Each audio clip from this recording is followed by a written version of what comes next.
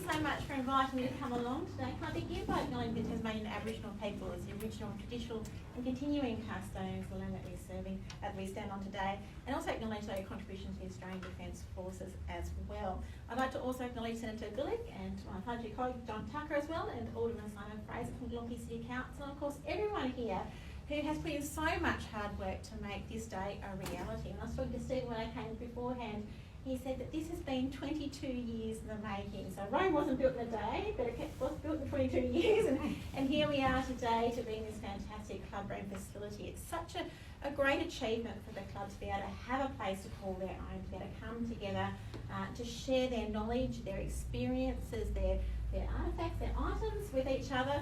But what's really important, I think, with this particular facility is the fact that you're reaching out to the community to share your knowledge and your skills and your understanding of military history to the broader community. And that's something that's really is to be valued, I think, and appreciated. So to have this space is incredibly important. I think it's particularly important that you're reaching out to the younger generation as well to tell them and remind them about our important military history and about what has happened before and the ultimate sacrifice has been made by so many Australians over numbers of years, and what that means for them in the future, and how precious our democracy is, how fragile it can be, but also some important lessons that we can learn from our military history.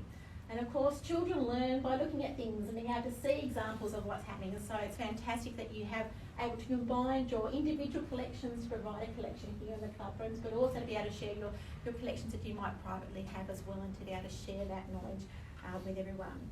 So I know it's unusual for politicians not to speak a lot, but I am not your typical politician, so I'm going to keep my speech rather short today because I know I stand between yourselves and a wonderful afternoon tea here. But I would like to congratulate the committee in particular on their fine work and working with Glenorchy City Council to make this become a reality, and thank you very much, Glenorchy City Council. I know how hard the council works to try and support local community groups, and particularly those who are reaching out to community to provide extra services and an educational benefit to the community, so thank you, Glenorchy. But also thank you to the members for your participation. Now, I understand we're on 96 members. Let's have a push for the 100th. So I'd like to see 4 members signed up today before we leave, which is nice. Maybe we'll get a special thing for the 100th member, but I'd like to see 100 members before you all go home tonight, because I'm sure now that this club room is open and officially available, there'll be many more people who will come in and enjoy this space and share in what it's a fantastic facility, but also a really important opportunity for camaraderie and fellowship as well. So without further ado, going to come on the other end, let's do the official unveiling.